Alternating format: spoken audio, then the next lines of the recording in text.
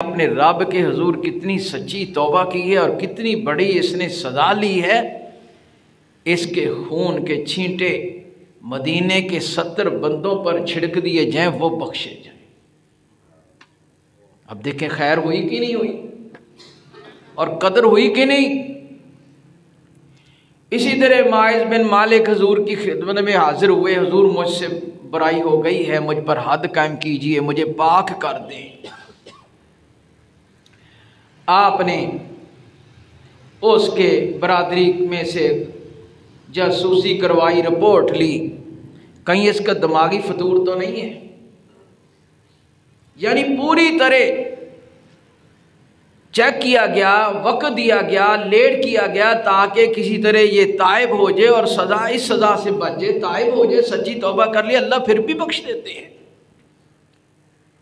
انسان جتنا بھی بڑا جرم کر لے، اپنے رب کے حضور سچائی سے شرمندہ ہو جائے، نادم ہو جائے، معافی مانگ لے اور نہ کرنے کا پکا عہد کر لے، اللہ تعالیٰ اسے بخش دیتے ہیں۔ الا من تاب وآمن وعمل صالحا فاولئک یتوب اللہ علیہم، یتوب اللہ علیہم سیئات۔ فرمایا اللہ تعالیٰ صرف بخشتے نہیں ہے، اس کے گناہوں کو نیکیوں میں بدل دیتے ہیں۔ سچی توبہ کر لے۔ لیکن ہم اس سے تو کوتاہی ہوتی ہے، ہم اس کو اتنا اچھالتے ہیں، نہ اسے توبہ کا موقع دیتے ہیں، عزت ناک کا مسئلہ بن کر آپس میں لڑ پڑتے ہیں۔ پھر آپ نے جب تحقیق کی، وقت دیا، ڈوریشن دی، لیکن وہ مصر رہا کہ حضور میں بالکل صحیح سلامت ہوں، ہوش و واس میں ہوں، مجھ سے یہ غلطی ہو گئی ہے، مجھ پر حد قائم کیجئے، مجھے رجم کیجئے۔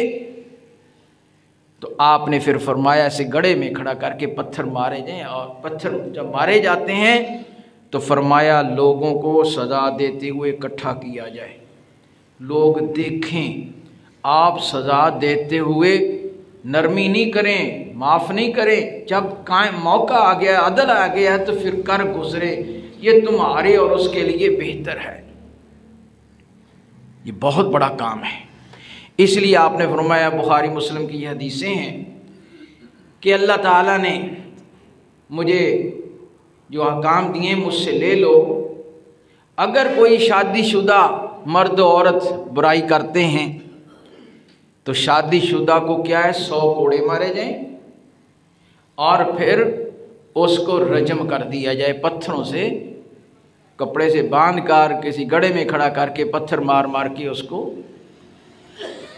مار دیا جائے، ہلاک کر دیا جائے۔ یہ اس کے لیے بہتر ہے، تمہارے لیے بھی۔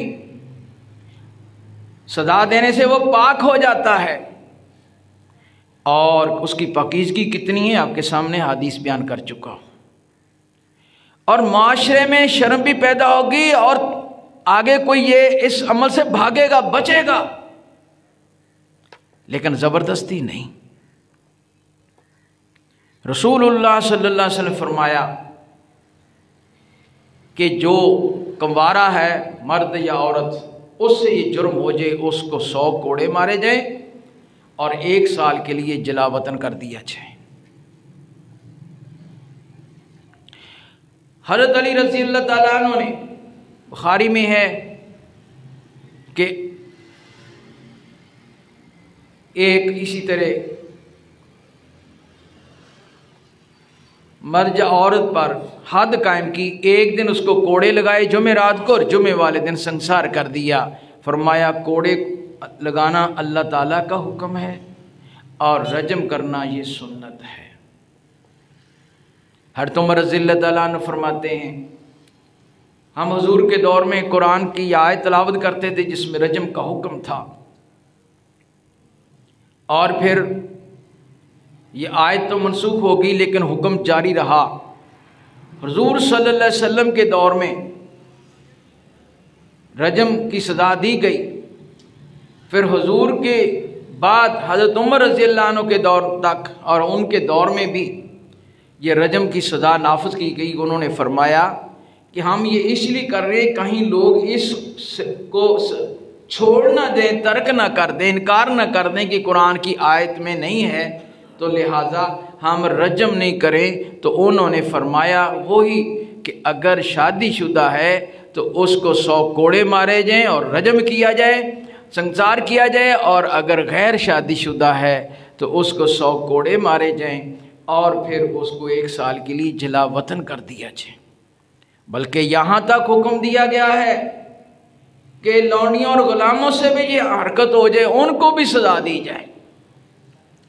کوڑے مارنے کے لیے بھی شریعت نے یہ نہیں رکھا جائے کہ بے رحم اور وحشیانہ انداز سے کوڑے مارے جائیں کہ اس کی جلد ہی اکھڑ جائے، گوشت بوٹیاں نکل جائیں، بلکہ کوڑا مارنا ہے کندھے سے اونچا نہیں جائے، سزا اس کی سکن پر، جلد پر اس طرح لگے اس کو تکلیف ہو، احساس پیدا کرانا ہے، نہ کہ اس کو ہلاک کر دینا ہے کہ اس کی جلد ہی، جیسے ہمارے ہاں دیکھیں پولیس کے ہاں معاف کر دینا اگر کوئی ہیں تو سزا ہوتی ہے تو جلد بھی اکھاڑ دیتے ہیں اور پتہ نہیں کیا کچھ کر دیا جاتا ہے۔ حضور نے منع فرمایا ہے، سزا کا مقصد احساس کرانا ہے، مار نہیں دینا ہے۔ رسول اللہ صلی اللہ علیہ وسلم کے پاس ایک شخص آیا، شور مچایا، کہا حضور اللہ کی کتاب کے مطابق ہمیں فیصلہ فرما دیں۔ دوسرا شخص کہنے لگا حضور واقعی اللہ کی کتاب کے مطابق فیصلہ کریں، لیکن مجھے بات کرنے کی اجازت ہے؟ تو آپ نے فرمایا ہاں۔ اس نے کہا کہ میرا بیٹا ان کے ہاں ملازم تھا اور اس کی عورت کے ساتھ وہ برائی کر بیٹھا ہے، اور میں نے اس کے ساتھ معاہدہ کیا کہ 100 بکریاں لے لے اور 1 غلام لے لے، میرے بچے کو چھوڑ دے، تو اس نے چھوڑ دیا، کیا یہ شریعت کے مطابق صحیح؟ آپ نے فرمایا نہیں، تو 100 بکریاں اس کو واپس کر، غلام بھی واپس کر، تیرے بیٹے کو 100 کوڑے لگیں گے، 1 سال کے لیے جلا وطن ہوگا، اور یہ شخص اپنی عورت سے تحقیق کرے کہ وہ اعتراف کرتی ہے تو اس کو 100 کوڑے لگیں گے اور سنسار کیا جائے گا، اور کیا گیا۔ یعنی بعض لوگوں نے کہا یہ سزا بہت زیادہ بڑے مجرموں کے لیے، عام لوگوں کے لیے نہیں۔ اب یہ میں آپ کے سامنے بخاری مسلم کی حدیث رکھ رہا ہوں، اور بھی مسئلے ہیں کہ آپ نے صرف بہت بڑے مجرموں کے لیے نہیں، کسی سے 1 دفعہ بھی جرم ہوا ہے اگر اس کی شہادتیں قائم ہو گئیں یا اس نے اعتراف جرم کر لیا اور وہ سزا لینے پر مصر ہے یا معاشرہ اس کو سزا دے رہا ہے، تو آپ نے اس کو رجم کروایا ہے۔ یہ بھی مسئلہ ہے کہ یہود آئے کہنے لگے کہ ہمارے یہ مرد سے برائی ہوگی ہے، اس پر حد قائم کی، سزا دی جائے، تو رسول اللہ صلی اللہ علیہ وسلم نے فرمایا کہ تورات میں تم اللہ کی کتاب میں کیا حکم پاتے ہو؟ وہ کہتے ہیں ہم کوڑے مارتے ہیں، ذلیل کرتے ہیں، سزا دیتے ہیں۔ تو عبداللہ بن سلام رضی اللہ عنہ مسلمان ہو چکے تھے، انہوں نے فرمایا یہ جھوٹ بول رہا ہے، تورات لائیں۔ تورات لائی گئی، اس میں پڑھیں وہ مقام، تو شخص نے اس پوائنٹ پر، رجم والے پوائنٹ پر ہاتھ رکھ لیا، آگے پیچھے سے پڑھ دیا، تو حضرت عبداللہ بن سلام رضی اللہ تعالیٰ عنہ نے فرمایا کہ یہ ہاتھ اٹھایا تو وہاں رجم تھا، تو اس نے فوراً تائید کر دی کہ ہاں اللہ تعالیٰ نے تورات میں یہ حکم نازل فرمایا رجم کا، تو یہ سچ کہتا ہے، اس پر رجم قائم کیا گیا، حد قائم کی گئی۔ تو یہ سزا بیان کرنے کا مقصد وہ بھی تو ہم سمجھیں کہ ہم اپنے اندر شعور آگاہی اپنی نسل میں پیدا کریں کہ یہ اتنا بڑا جرم ہے اور اس تک پہنچنے والے سارے راستے اتنے جرم ہیں کہ جس کی اتنی بڑی شدید بھیانک سزا ہے، اس سے بچو۔ یہ سزا لینا یا دلوانا آسان کام نہیں ہے، لیکن معاشرے کے لوگوں کو نہیں کہا کہ خود پکڑ کر دے دو، یہ حکمران نافذ کرے گا جو قانون نافذ کرتا ہے، جس کا حکم چلتا ہے۔ اس سے تمہارے معاشرے میں سلامتی آئے گی، ایک آدھ کو سزا ملے گی، پورا معاشرہ ڈر جائے گا۔ یہ نہیں ہے کہ ہم چونکے چنانچے کر کے ناپاکی کو اپنے اندر قائم رکھیں۔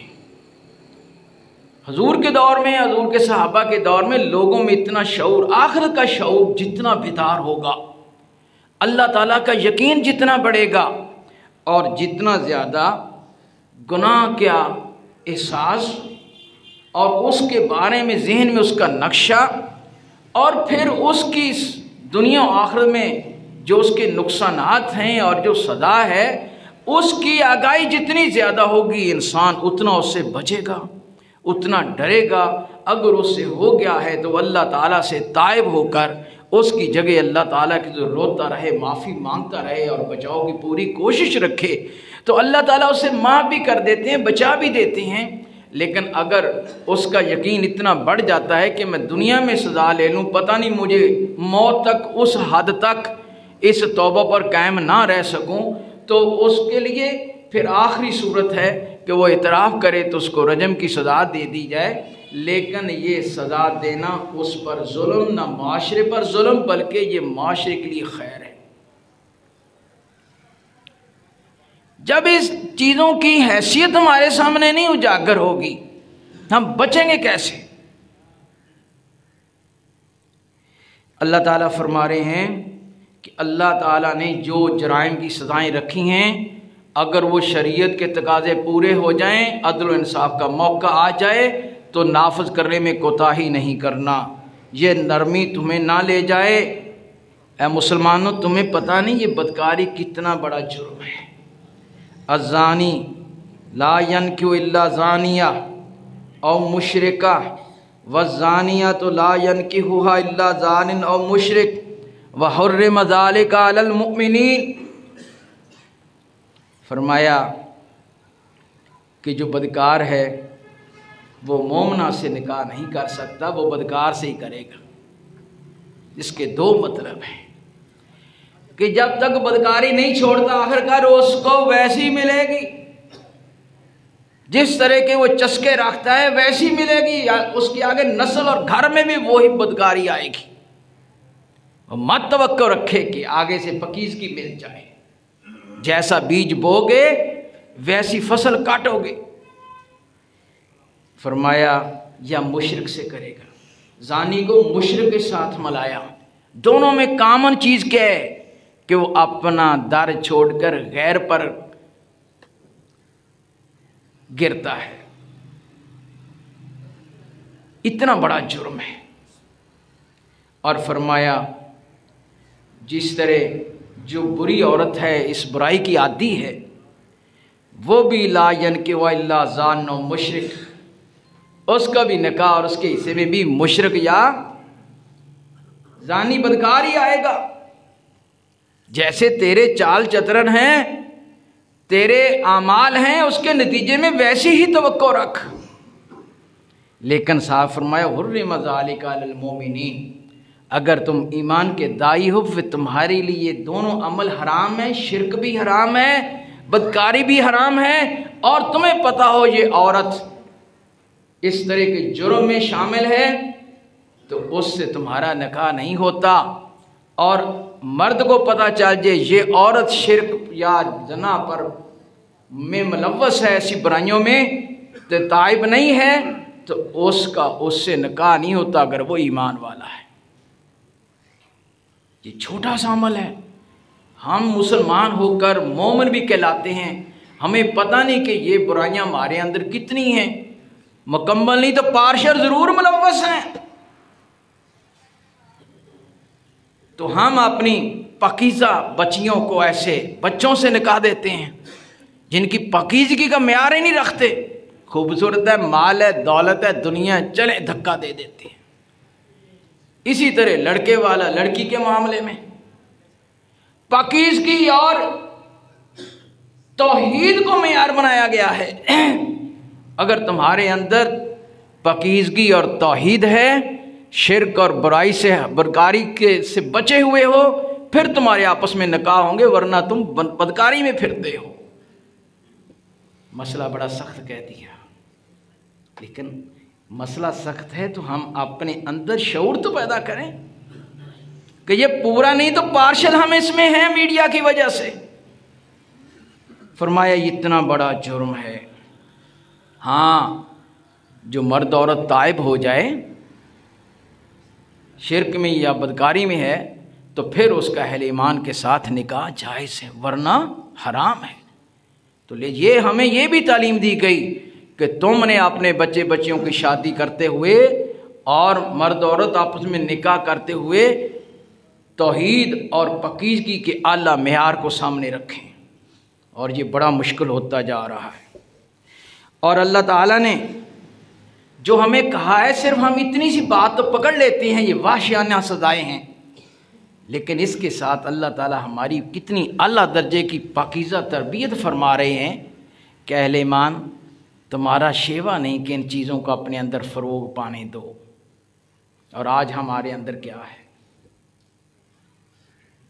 ہمارے اندر کیا ہے؟ ہمارے اداروں میں دیکھیں، ہمارے معاشروں میں دیکھیں، ہماری دکانوں میں دیکھیں، ہماری جو چیزیں خریدتی ہیں ان کے اوپر تصویروں کی شکل میں، موبائل کی شکل میں، میڈیا کی شکل میں کیا کچھ نہیں ہے۔ کن کن باتوں کو میں بیان کروں؟ ہم صاحب آپ مجھ سے زیادہ جانتے ہیں۔ بے پردگی بھی اس کا ایک حصہ ہے۔ اللہ تعالیٰ نے بے پردگی سے بھی کتنا روکا ہے، آئندہ خطبہ میں تفصیل سے لاؤں گا انشاءاللہ۔ اللہ تعالیٰ نے موقع دیا، تو مقصود اس کا یہ ہے کہ ہم اس گھنانے جرائم کے تک پہنچانے والے جتنی باتیں ہیں ان سے بچیں۔ مطلب میں باتیں وہ کچھ کہہ دوں گا، کئی لوگوں کو سمجھ نہیں تو وہ برے برا بھلا کہہ لیں۔ ناول پکڑ لیتے ہیں، کہانی فرضی جھوٹی لڑکے لڑکی کی بنائی جاتی ہے، محبت پیار کا سین چلاتے چلاتے لوگ نوجوان پڑھیں گے، لڑکیاں لڑکے پڑھیں گے، ان کے ذہن پاک ہو جائیں گے، پاک ہو جائیں گے جو یہ اسلام بیان کر رہا ہے۔ اور پھر وہ کتنے گھروں کے گھر طلاقیں ہو رہی ہیں، اجڑ رہے ہیں، قتل و غارت ہو رہی کہ ایک دوسرے پر شک کرتے ہیں۔ اللہ تعالیٰ نے فرمایا مسلمانوں کے درمیان شیطان نے اس برائی کی وجہ سے شکوک و شبہات کو بھی ابھارنا ہے، اس کا بھی رستہ بند کیا ہے۔ والذین یرمون المحصنات ثم لم یأتوا بأربعۃ شہداء فاجلدوہم 80 جلدہ ولا تقبلوا لهم شہادۃ ابدا واولئک هم الفاسقون۔ اگر ایک نیک پاک دامن عورت ہے، اس پر تم برائی کا الزام لگاتے ہو، شک کرتے ہو، تو پھر 4 گواہ پیش کرو۔ اگر 4 گواہ پیش نہیں کر سکتے، فرمایا فجلدوہم 80 جلدہ، اس کو 80 کوڑے مارو۔ معاشرے میں ایسی بات کر کے کسی کی عزت کو کیوں چھالتا ہے؟ تمہارے ہاں کیا ہے؟ میڈیا میں بٹھا بٹھا کر ان سے باتیں کروائی جاتی ہیں، مسلمانوں کا میڈیا۔ فرمایا 80 کوڑے مارو اور ان سے ہمیشہ کے لیے شہادت گواہی قبول نہیں کرنی، ان کو رد کر دو، یہ فاسق ہیں، یہ تو حاجی نمازی ہے۔ نہیں، ایک انسان کی عزت اللہ تعالیٰ کے ہاں بہت بلند ہے اور ایمان والا ہو۔ پیارے محمد صلی اللہ علیہ وسلم نے فرمایا مکہ سے جاتے ہوئے، کعبہ تو مجھے بڑا پیارا ہے، لیکن تجھ سے ایمان والے کی عزت بلند تر ہے، ان کو بچانے کے لیے مکہ سے مدینہ چلے۔ آج ہمارے معاشرے میں ان باتوں پر ہم محسوس ہی نہیں کرتے، کھلے عام باتیں کرتے ہیں۔ شریعت نے کہا بات وہ کرے جس کے پاس 4 گواہ ہوں، پھر بھی وہ جگہ جگہ نہیں کر سکتا، سزا دینے والی اتھارٹی کے پاس کر سکتا ہے۔ اور فرمائے الا الذین تابوا من بعد ذلک واصلحوا، 80 کوڑے ضرور مارے جائیں گے اگرچہ وہ توبہ کر لیں، کیونکہ اس نے ایک مومن عورت کی عزت کو چھالا ہے۔ اس طرح مومن عورت مرد پر بے جا الزام لگائے گی، وہ بھی سزا بھگتے گی۔ فرمایا اگر وہ تائب ہو جائیں اس جرم سے، کیا ایمان والوں کی عزت کو نہ اچھالیں اور اپنے زبان کو لگام دے لیں، تو فرمایا اب ان کی گواہی قبول ہو سکتی ہے۔ فإن اللہ غفور الرحیم، اللہ تعالیٰ بخشنے والا اور رحم فرمانے والا ہے۔ والذین یرمون ازواجہم ولم یکن لہم شہداء الا انفسہم فشہادۃ احدہم 4 شہادات باللہ انہ لمن الصادقین۔ اور جو مرد اپنی بیوی کے لیے شک کرتا ہے کہ میری بیوی برائی میں ہے، تو وہ خود اس کو قتل نہیں کر سکتا، سزا نہیں دے سکتا، فرمایا وہ 4 گواہ لائے۔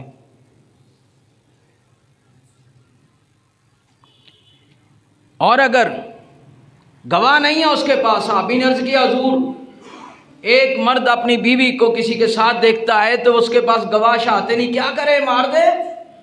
اور اگر قتل کر دے تو اس کی جو خلاصی ہو جائے گی شریعت میں۔ اللہ تعالیٰ نے یہ قرآن نازل کر دیا، نہیں، اگر اس کے پاس گواہ نہیں ہے تو وہ عدالت میں 4 دفعہ گواہی دے۔ اِنَّهُ لَمِنَ الصَّادِقِينَ، میں اپنی عورت کے بارے میں جو غلط دیکھ رہا ہوں، کر رہا ہوں، پا رہا ہوں، میں اس دعوے میں سچا ہوں۔ وَالْخَامِسَةُ أَنَّ لَعْنَةَ اللَّهِ عَلَيْهِ إِن كَانَ مِنَ الْكَاذِبِينَ، اور 5ویں دفعہ کہ اگر میں جھوٹا ہوں تو مجھ پر اللہ تعالیٰ کی لعنت ہو۔ تو اس عورت سے کہا جائے گا کہ اگر تو سچی ہے اور یہ تجھ پر غلط الزام لگا رہا ہے تو سزا سے بچنا چاہتی ہے تو 4 دفعہ کہہ گواہی دے کہ یہ جھوٹوں میں سے ہے، اور 5ویں دفعہ کہہ کہ اگر میں بھی جھوٹ بول رہی ہوں تو مجھ پر اللہ تعالیٰ کا غضب ہو۔ پھر فرمایا کہ ان کو علیحدہ کر دیا جائے اور ان کی طلاق ہو جائے گی۔ تو دیکھیں احکام اور بھی ہیں، تو ایسے اجازت شریعت نہیں دی جس طرح چاہے باتیں سنیں، شک پڑے، اور پھر بیوی خامد ایک دوسرے پر یا معاشرے میں یا خاندان والے ایک دوسرے کے لیے بہت کچھ کہنے لگ جاتے ہیں۔ اتنا بڑا جرم ہے، اس کا احساس اور ادراک کرانے کے لیے میں نے یہ صورت آپ کے سامنے رکھی ہے۔ اللہ تعالیٰ کی دعا ہے کہ اللہ تعالیٰ ہمیں قرآن کے احکام کو سمجھنے، سیکھنے، اس پر عمل کرنے اور اس کی روشنی میں اپنے زندگیوں کو استوار کرنے کی توفیق عطا فرمائے۔ وآخر دعوانا ان الحمدللہ رب العالمین۔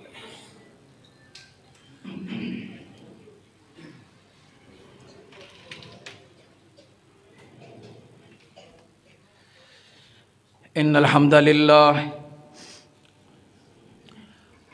للہ نحمدہ ونستعینہ ونستغفرہ ونؤمن بہ ونتوکل علیہ، اما بعد، اعوذ باللہ من الشیطان الرجیم۔ ان اللہ وملائکتہ یصلون علی النبی یا ایھا الذین آمنوا صلوا علیہ وسلموا تسلیما۔ اللہم صل علی محمد وعلی آل محمد کما صلیت علی ابراہیم وعلی آل ابراہیم انک حمید مجید۔ اللہم بارک علی محمد وعلی آل محمد کما بارکت علی ابراہیم وعلى آل إبراهيم إنك حميد مجيد۔ ربنا آتنا في الدنيا حسنة وفي الآخرة حسنة وقنا عذاب النار۔ اللهم اشف مرضانا ومرضى المسلمين واشف أنت الشافي لا شفاء إلا شفاؤك شفاء لا يغادر سقما۔